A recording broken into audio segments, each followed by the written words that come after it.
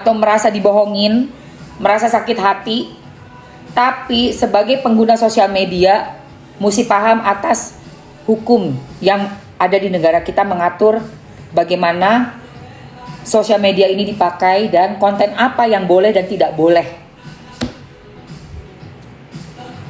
disiarkan untuk dikonsumsi publik.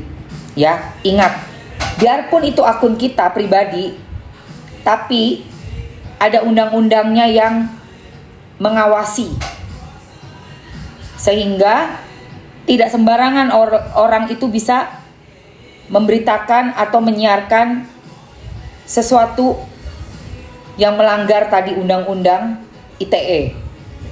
Ingat, undang-undang ITE berlaku dan sudah banyak menjerat orang-orang di sosial media. Aduh, ngeri guys. Ngeri. ITE-nya sendiri mungkin 2 tahun, 4 tahun ya, yang ngoceh-ngoceh ngata-ngatain orang sebut nama jelas 2 tahun, 4 tahun. Tapi yang meng-up gambar asusila 6 tahun. Karena apa? ITE-nya sendiri mungkin 3 tahun. Asusilanya 6 tahun. Ayo, double-double toh. Karena pasal itu bisa berlapis, tapi biasanya diambil yang paling tinggi. Jadi kalau misalnya ITE-nya 4 tahun atau 3 tahun, asusilanya di 6 tahun, maka hukumannya menjadi 6 tahun, seperti itu. Aduh, jangan deh guys. Cuma gara-gara kita emosi, mendapatkan kenyataan suami gak setia, suami VCS, terus kita up tanpa kita blur, tanpa kita sensor, bagian-bagian yang memang nggak boleh dipertontonkan ya di publik. Aduh, bahaya ya.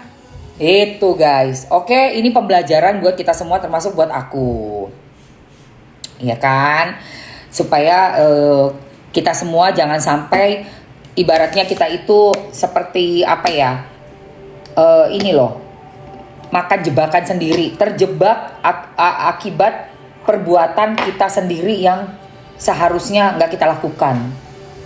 Berpikir dulu sebelum bertindak itu benar. Kata orang-orang zaman dulu, kata orang tua kita, thank you ya Endang, absen love orange-nya.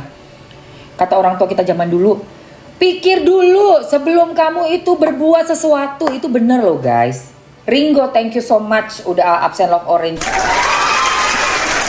Buat Endang yang udah absen love orange, terima kasih banyak, berkah selalu untuk support Mamski. Terima kasih ya. Gitu ya say. Pentingnya untuk kita menahan emosi dan mempelajari apa sih resikonya kalau kita berkonten ria sebagai public figure dan konten kreator atau influencer terkenal.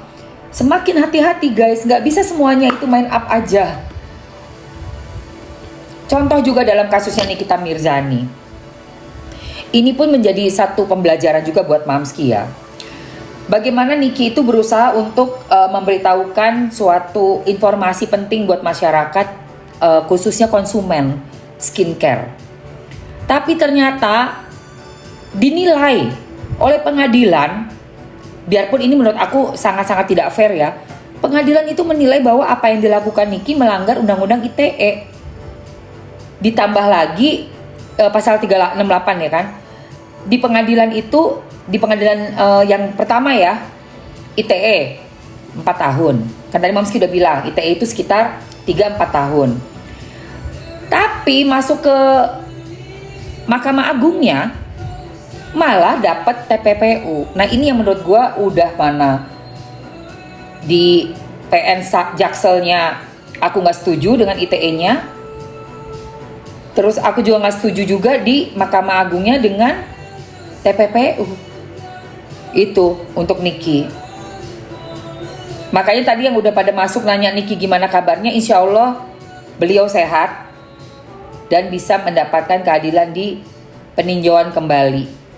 Peninjauan kembali itu yang udah paling mentok ya guys. Setelah kasasi MA-nya ditolak, masuk ke PK, peninjauan kembali apabila syaratnya apabila ada barang bukti yang baru.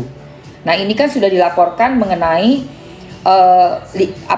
ITE juga illegal access atau men-share,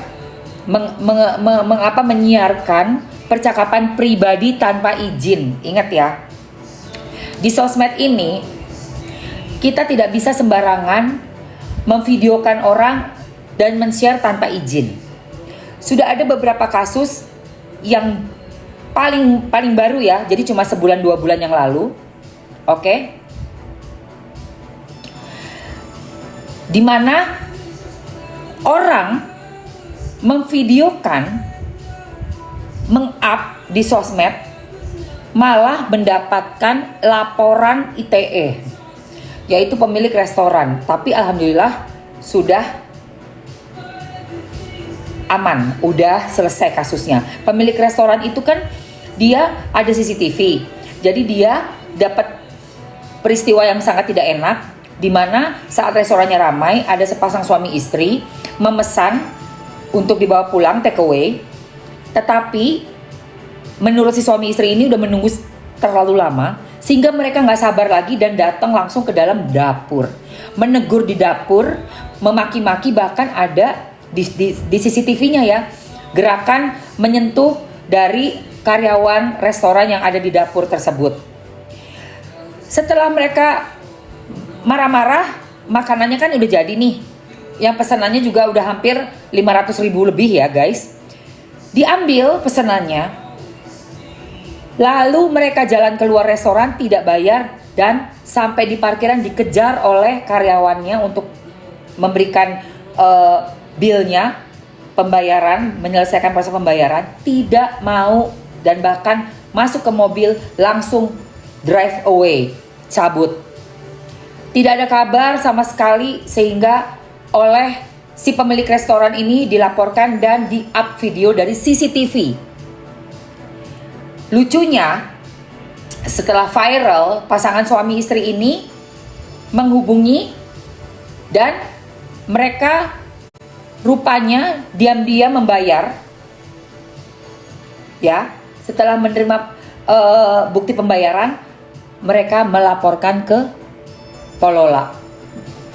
Tapi sudah seminggu kemudian, dan diterima laporannya sama Polola oleh si pasangan ini. Dengan lebih berat lagi, laporannya adalah mempermalukan tanpa izin, membuat video, menyebarkan mereka berdua sedang beraksi di restoran itu.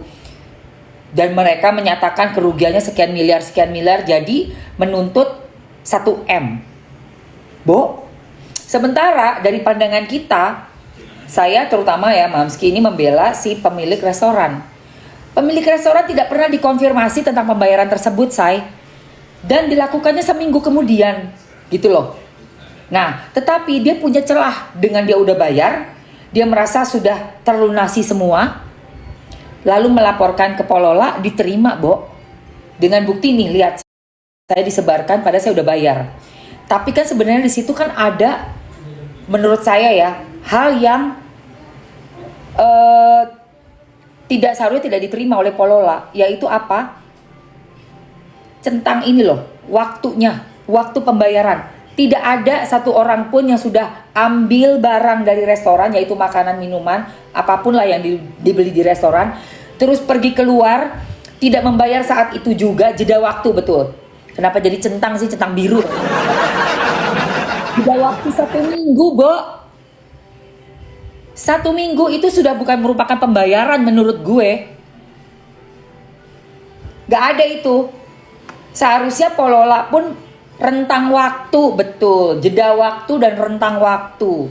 Kok pada pinter-pinter semua ya? Pinter deh kalian, pinter deh. Iya kan? Polola. Gue bingung gitu loh. Pololanya juga nerima aja laporan kayak begitu. Kalau gue jadi Polola, gue bakal tanya, lu bayar nggak waktu lu habis pergi dari restoran itu? Kan dijawab tuh. Ini transfernya kapan? Tanya dulu dong. Videonya kapan dari CCTV? Misal, video tanggal 1 Januari. Pembayaran tanggal 9. Gue jadi Pololanya kagak gue terima. Gue kalau jadi Polola, lu tahu nggak gue bilang apa? kutu kupret, lu ngapain? Bayarnya seminggu kemudian, ya jelas aja lu diviralin, soalnya lu disangkanya maling gitu loh, maling. Oh, maling gitu. Ya kan? Mi cantik banget, M. Guys. Oke. Say, kita mau spill lagi ya, oke? Gua mau spill gua nggak mau baca itu ya Yola, lu jangan mancing-mancing gue. Skincare-nya ada sayang, nanti sama alat pijat muka ya. Coba kita tap-tap layar dulu, jangan mandek sayang, tap-tap layarnya. Naikin yuk ke 50.000 yuk. Ke 50.000, ke 40.000 aja yuk, tambahin 6.000 dulu. Gue mau spill ini nih say buat kalian. Harga bundling, murah. Murce. Serum, body lotion untuk brightening skin ya. Terus melembabkan juga, enak banget say.